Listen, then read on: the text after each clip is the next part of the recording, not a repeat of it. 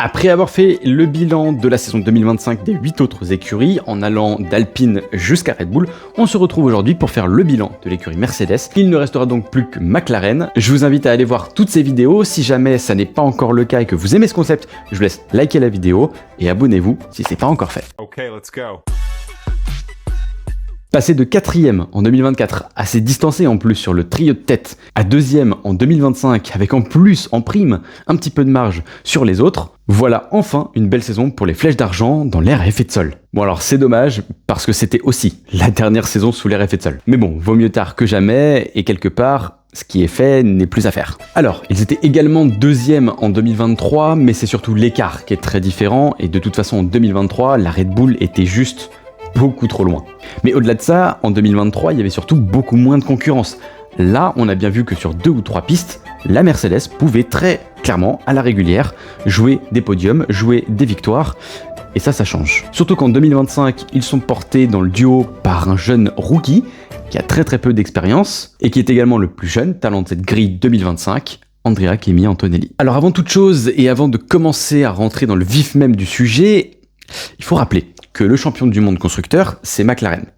Et ça fait 2 fois de suite. Et là, vous me dites, ouais, mais ça n'a aucun rapport, on est sur le bilan Mercedes, pourquoi tu nous parles de McLaren? Bon, certains ont déjà dû comprendre, et vous voyez là où je veux en venir, McLaren est équipé du moteur Mercedes et des pièces qui vont avec. Et là, il y a 2 façons de voir les choses. La première, et elle est assez logique, tu peux te dire, assez largement, bah c'est super. Ton moteur, il gagne, ça te fait aussi quelque part un petit peu de pub, même si assez faible, mais quelque part, ça signifie que ton moteur est bon, que tes pièces fonctionnent, et que c'est toi qui as le meilleur moteur sur la grille. La deuxième façon de voir les choses, c'est quand même que Mercedes doit les avoir un petit peu là.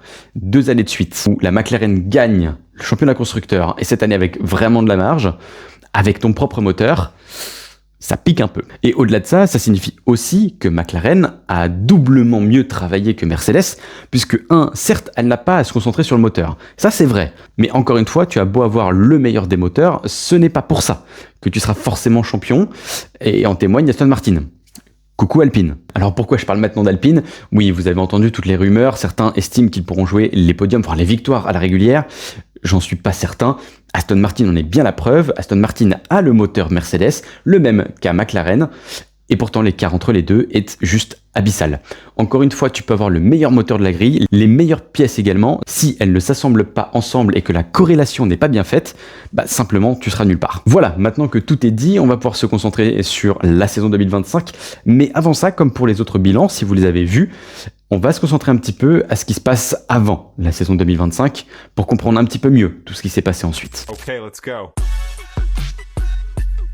Alors pour rappel, et vous n'êtes pas sans le savoir, vous passionnés de Formule 1, vous le savez mieux que quiconque, Toto Wolff est le team principal et il a la tête clairement de Mercedes, et ce depuis un bon moment maintenant. Toto Wolff, il a commencé en 2014 et tout de suite, le succès est tombé. Alors évidemment, au centre de ce projet se trouvait Lewis Hamilton, et c'est avec lui que Mercedes s'est couronné de succès. On va pas refaire l'histoire, 8 titres constructeurs, 7 titres pilotes, des victoires en veux-tu en voilà à l'appel.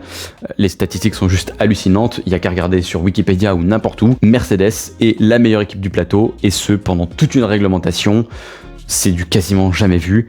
C'est juste hallucinant. Alors oui, mais en arrivant en 2022, les choses ne se passent pas du tout comme ça, elles se passent même pas du tout comme prévu, et d'ailleurs pour mettre un petit peu dans le contexte, il faut se rappeler que normalement s'il n'y avait pas eu le Covid, imprévisible, on aurait dû avoir la saison 2022 en 2021. Ouais, ça change pas mal de choses mine de rien. Et oui, parce que avant Covid, l'année 2021, qui est un petit peu spéciale, aurait dû être l'année 2022, c'est-à-dire celle du changement, celle de l'arrivée de l'ère à effet de sol. Finalement, on a décalé tout ça d'une année. Mais on n'a pas décalé 2026 pour autant. Alors donc en 2022, on arrive avec un duo George Russell et Lewis Hamilton, toujours au centre de ce projet, mais la voiture est nulle part, on est en galère sur tous les circuits, on ne la comprend pas, et c'est surtout le gros problème de Mercedes, elle est tellement influente aux conditions, c'est super dur de la régler, super dur de performer, bref, on n'avance nulle part, on patauge. Alors du coup, forcément, dans ces conditions, on tente des choses, on essaye un petit peu tout, et c'est la base en Formule 1. Alors rappelez-vous de ce concept zéro sidepod, c'est-à-dire sans ponton. Bon, finalement, on n'a jamais fini par trouver la solution, et c'est visiblement, en tout cas ce qui est dit dans les rumeurs, lorsqu'on a commencé à écouter un peu plus Lewis Hamilton, qu'on est parti dans la bonne direction. Un petit peu ce qui s'est passé finalement chez Red Bull cette saison. Bon, finalement, même comme ça, on est toujours assez loin des leaders, on ne comprend pas mieux la monoplace, on a fait un petit pas en avant, mais on est toujours extrêmement loin. surtout quand on s'appelle Mercedes. Et alors là, tout comme le bilan chez Ferrari, coup de tonnerre en Formule 1 et même, je dirais même dans le monde, à l'international. Et pourtant, quelques jours avant, Toto Wolff nous assurait, il a eu un petit coup de fil avec Lewis Hamilton, les rumeurs sont fausses, Lewis Hamilton est bien au centre du projet, il est toujours investi avec Mercedes, il sera là dans les années à venir. Oui, sauf que quelques jours, voire quelques heures plus tard, Ferrari l'annonce, Lewis Hamilton sera bien chez les Rouges en 2026. C'est la fin d'une ère, c'est la fin d'un règne, c'est la fin de tout ce couronnement, de tous ces succès. Il faut tourner la page et ainsi avancer. Alors là, bien évidemment, Lewis Hamilton, il laisse un énorme vide derrière lui, parce que surtout, Toto Wolff ne s'y attendait pas. Toto Wolff ne s'y attendait pas, donc Mercedes ne s'y attendait pas, mais il est vrai qu'avec les dernières rumeurs, Toto Wolff avait commencé à préparer un jeune pilote, un Italien, Andrea Kimi Antonelli. Oui, sauf que remplacer, et je dis bien remplacer, Lewis Hamilton chez Mercedes, au final, c'est presque impossible, c'est mission impossible. On l'a dit tout à l'heure, mais toutes les statistiques, au-delà des chiffres, c'est sur le terrain que ça se passe. Et aller prendre place de Lewis Hamilton, qui est presque la marque au final de Mercedes, c'est un peu comme Tom Cruise, c'est clairement mission impossible. Alors en effet, il faut du coup qu'on en parle, ce jeune pilote italien commence à faire sensation quelques années auparavant. Pour être honnête, en karting, il fait assez forte impression, il domine son sujet, en 2020 et en 2021, il est 2 fois consécutivement champion d'Europe, rien que ça. Et juste derrière, il est champion d'Italie et champion d'Allemagne, la même année, en Formule 4. Bon, il finit également à s'imposer en Formule régionale et on décide de ne pas le faire monter directement en Formule 3, on le fait sauter la Formule 3 et on l'intègre directement en Formule 2. C'est assez précipité, c'est vrai qu'il avait des très bons résultats, voyons si ça peut jouer ou non sur son avenir proche. Alors si on regarde cette saison de Formule 2, parce qu'il n'y en a qu'une du coup, pas de saison de Formule 3 et une seule saison de Formule 2, c'est clair que c'est très court dans l'antichambre de la Formule 1 et quand on regarde les résultats, il est face à un certain Oliver Behrman que vous connaissez bien maintenant, il peine un petit peu. Et un petit peu, le mot est faible. Alors cette année-là, la préma est extrêmement loin, pour ceux qui connaissent un petit peu les formules de promotion, je ne vais pas y passer des heures, mais il marque clairement le coup face à Oliver Behrman cette saison-là. Alors maintenant, si on doit être honnête, il y a eu également 2-3 moments sur cette saison où on a senti vraiment qu'on tenait un pilote qui avait un peu de panache, qui ne se laissait pas faire et qui avait clairement envie de montrer les choses, mais d'un autre, on sent que c'est surtout très précipité et qu'on est en train de courir chez Mercedes pour pallier au remplacement de Lewis Hamilton, si tant est que ce soit vraiment possible. Et si je parle de moments précipités, c'est pas un hasard, on essaye de le mettre tout de suite dans une séance d'essai libre dans la Mercedes en 2024, quand Lewis Hamilton est toujours là, à Monza, chez lui, à domicile, quelque part c'est le meilleur moment. Eh oui, on lui met des pneus tendres, on lui demande de faire un beau tour. Il veut en faire trop, il se crache. Et alors là, vous êtes attendu, parce que vous êtes très très jeune, vous remplacez Lewis Hamilton, encore une fois, vous êtes à domicile. Waouh, l'impact psychologique, première fois que tu montes dans la monoplace, tu seras probablement à quasi 99% sûr dans la Mercedes l'année prochaine, tu te plantes à domicile, compliqué. Ok, let's go.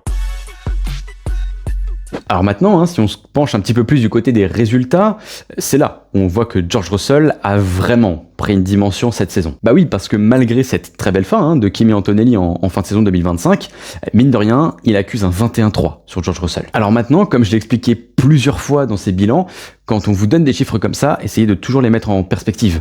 21-3, oui, mais mine de rien, c'est un rookie, Kimi Antonelli est extrêmement jeune, c'est le plus jeune de la grille, et il n'est pas face à n'importe qui. Il est face à George Russell.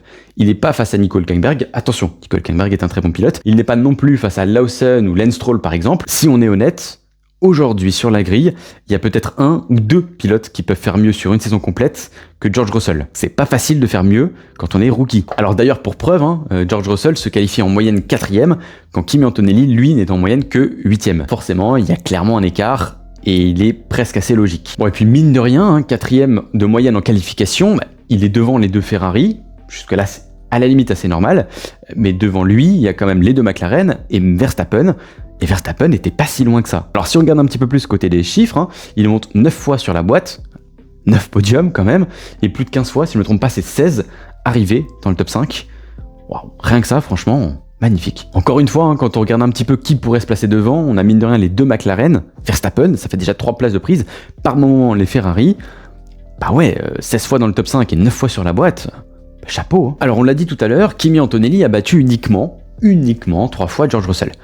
Ouais, mais 3 fois sur les 7 derniers Grands Prix. Au Brésil, au Mexique et au Qatar. Est-ce que c'est une coïncidence? Je ne crois pas. En fait, ça met simplement plus en exergue à quel point Kimi Antonelli a dû construire sa saison. Mais en ce qui concerne Kimi, j'y reviendrai un petit peu plus tard. Par contre, si on regarde sur les podiums de George Russell, 3 fois deuxième et 2 victoires. Là encore, c'est extrêmement solide et je vois mal comment il aurait pu faire plus. Et d'ailleurs, ça tombe très bien, il y a une statistique qui parle clairement en sa faveur. George Russell est l'unique pilote de la saison à n'avoir commis aucun abandon. Alors là encore, dans tout ça, ça prouve quoi ? Ça prouve la régularité, ça prouve qu'il fait très peu d'erreurs, qu'il se bat bien aussi dans le peloton, et qu'il est de plus en plus en train de devenir un des grands de cette grille. Alors pourquoi je le mets comme tel ? Aujourd'hui, on a quand même 24 Grands Prix, 6 courses sprint, on est quand même sur la saison la plus longue de toute l'histoire.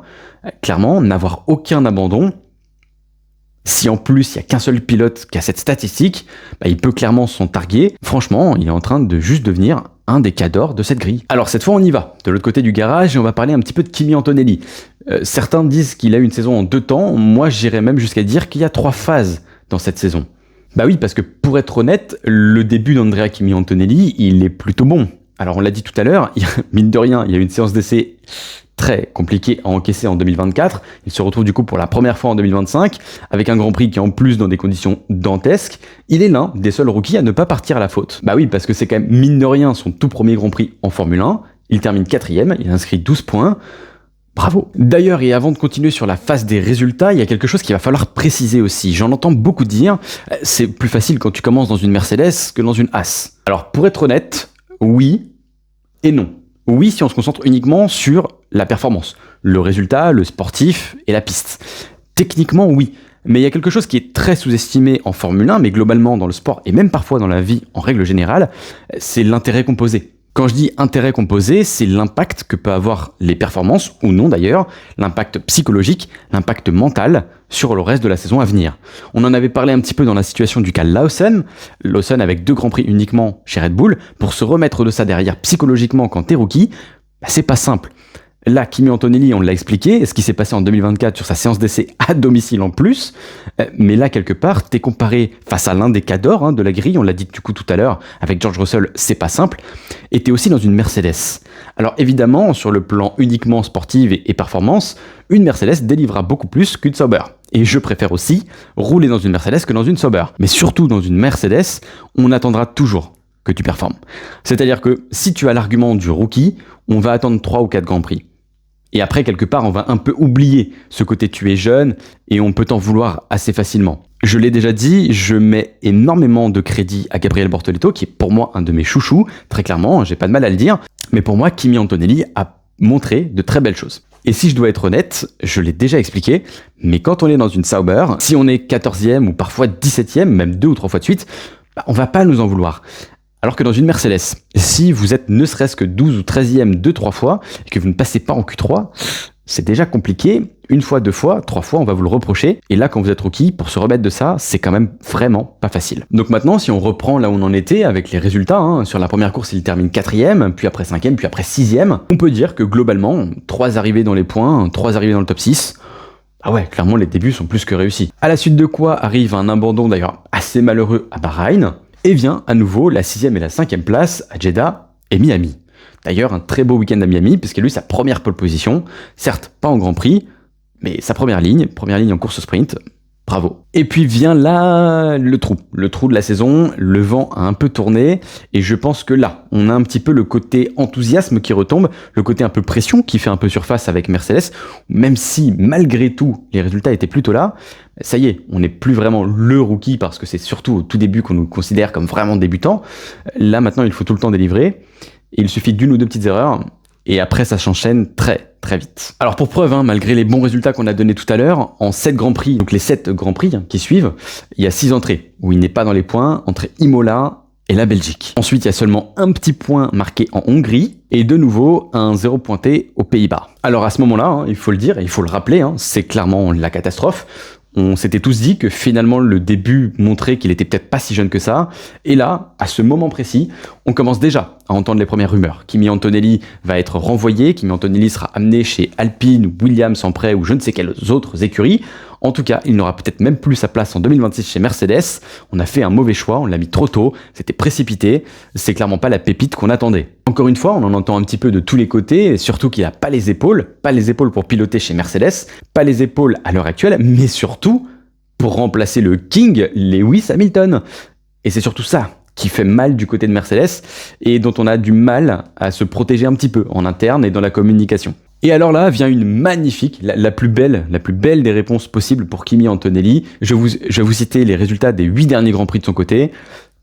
Merci Kimi d'avoir répondu, merci Kimi d'avoir fait fermer certaines bouches, parce qu'il faut le dire, et ça fait plaisir. Alors 12e à Bakou avec une 4e place, 10e à Singapour, 8e à Mexico, 25 points au total marqués au Brésil, 15 à Vegas, et de nouveau 15 au Qatar. Finalement, il totalise 5 podiums, il y a eu une très très belle fin de saison, et quand on regarde de façon maintenant beaucoup plus globale, sa saison, elle est quand même plutôt réussie. Malgré ce trou est dommageable, ça manque un petit peu de régularité, et en même temps, c'est un rookie. Est-ce qu'on peut vraiment reprocher à un rookie d'avoir quelques phases sans ? Surtout avec toute cette pression et ce passage en Europe dont il a vraiment eu du mal, ce sera compliqué aussi l'année prochaine, il faudra bien scruter ça. Je pense que psychologiquement, il va y avoir un retour l'année prochaine, et s'il y a une ou deux petites qualifications, voire courses qui se passent mal l'année prochaine en Europe, la suite de l'Europe, comme ça a été le cas finalement cette saison, le trou qu'il a eu, il faudra vraiment regarder les résultats qu'il obtiendra, je pense que ça peut être compliqué. En tout cas, il aura à cœur de faire beaucoup mieux. Ça, c'est certain. Avant de parler d'avenir et de noter d'ailleurs la saison de Mercedes, je sais que c'est un point que vous appréciez, j'ai envie d'aller sur un sujet qui là aussi me tient à cœur, comme je l'avais fait pour Williams, comme je l'ai fait pour Ferrari et Red Bull. Il y a un sujet dont il faut qu'on parle. Kimi Antonelli a clairement été agressé, c'est parce que c'est le cas, il a été agressé, harcelé. Ouais, ça, c'est les réseaux sociaux d'aujourd'hui. Alors je comprends, on est ici tous fans de Formule 1, on ressent beaucoup de choses, on a des émotions et c'est juste normal, on n'est pas des robots, on est des humains, mais moi, j'appelle tout simplement ces personnes-là des idiots, ce ne sont pas des fans de Formule 1. Quand on est fan de Formule 1, on est fan de sport, on est fan de sport automobile en règle générale. Vous avez le droit de supporter plusieurs pilotes, vous avez le droit aussi d'apprécier plusieurs écuries, mais par contre, non, vous n'avez pas le droit d'aller insulter, d'aller donner de la haine gratuite à un pilote, et quel qu'il soit.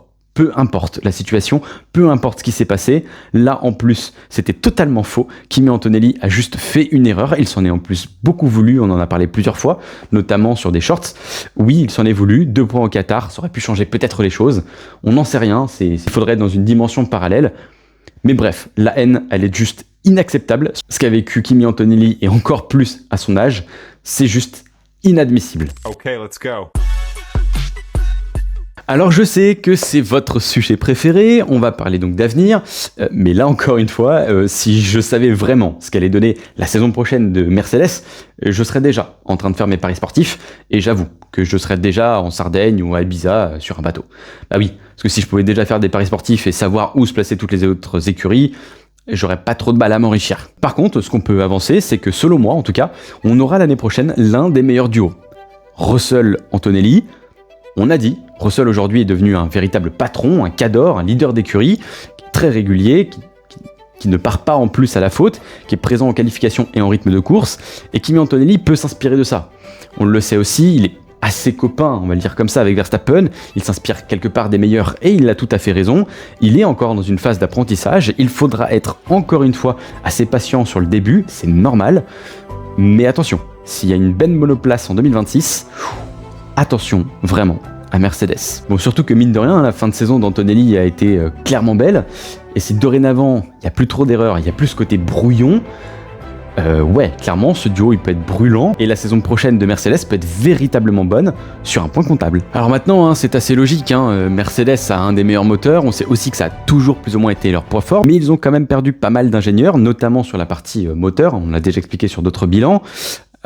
On verra ce que ça peut donner, mais je pense qu'en effet, s'ils ont un bon moteur et que le reste suit, Mercedes pourrait clairement être titré champion constructeur et tout rafler avec un George Russell champion pilote. Je pense que ce serait pas immérité et quelque part ce serait même assez logique dans la continuité des saisons qu'on vient de voir. Bon, et si on est dans la phase à venir, il faut forcément aussi qu'on en parle. Mine de rien, il y a eu quand même pas mal de rumeurs, notamment après la signature des contrats, qui a été quand même plutôt tardive entre les deux. Kimi Antonelli et George Russell. D'ailleurs, ils n'ont pas été dévoilés à 100% comme assez souvent en Formule 1. On sait juste qu'il y a 1 ou 2 saisons et le reste en option. On sait aussi que Toto Wolff et Max Verstappen ont discuté à plusieurs reprises, notamment l'été. Ils se sont retrouvés plusieurs fois sur le bateau de Toto Wolff. Je ne sais pas ce que tout ça veut dire. Ce qui est sûr, c'est qu'il y a des rumeurs, qu'il n'y a jamais de fumée sans feu. La preuve avec Ferrari et Lewis Hamilton. Alors je ne sais pas. Est-ce qu'on peut se retrouver dans le futur avec un duo Russell-Verstappen ? Je crois pas trop. Est-ce qu'on peut se retrouver dans un futur plus ou moins proche avec un duo Kimi Antonelli-Verstappen ? Plutôt très sexy, hein, je dois dire. Bah ouais, c'est une possibilité. À voir ce que ça pourra donner et à voir surtout, une fois la monoplace posée, ce que pourra délivrer la Mercedes en 2026. Ça y est, on quitte enfin l'ère à effet de sol et Mercedes n'en sera pas mécontent. Voyons maintenant ce que donnera 2026. On sait ce qu'on perd mais on sait jamais ce qu'on gagne. Maintenant, je pense que je suis comme la majorité d'entre vous. On a en effet déjà hâte d'être à 2026. Allez, comme pour tous les autres bilans, je vais noter la saison de Mercedes. D'ailleurs, je vous invite à le faire, à mettre pause sur la vidéo pour ne pas être influencé par ce que je vais dire. De mon côté, je vais mettre la même note que j'ai mis à Williams, un très joli 8 sur 10. Bah ouais, franchement, la saison de Mercedes, elle est vraiment belle. Je suis pas sûr qu'on s'attendait à ça en 2024. Je m'attendais justement à les voir encore un peu plus reculer par rapport à ce qui avait été le cas. Et sur le trio de tête, finalement, ils ont bien inversé la tendance. Quelque part, est-ce qu'ils vont pas regretter la fin de l'ère à effet de sol ? Bah, j'en sais rien. Bon, en tout cas, tout ça sera très excitant à suivre en 2026. J'espère que vous serez là, que vous serez branchés, qu'on pourra vivre tout ça tous ensemble, que ce soit en live sur d'autres plateformes. Et vous pouvez me suivre d'ailleurs sur toutes ces autres plateformes. Il se passe beaucoup de choses. Beaucoup de projets arrivent pour 2026. D'ailleurs, j'en parle assez régulièrement sur les autres plateformes. Dans tous les cas, si ce concept vous a plu, je vous invite à aller regarder toutes les autres vidéos des bilans de chaque écurie. Il ne restera donc plus que McLaren. Je vous invite à liker cette vidéo si ça vous a plu, à vous abonner si c'est toujours pas fait. Et moi, je vous dis à bientôt. Ciao, portez-vous bien.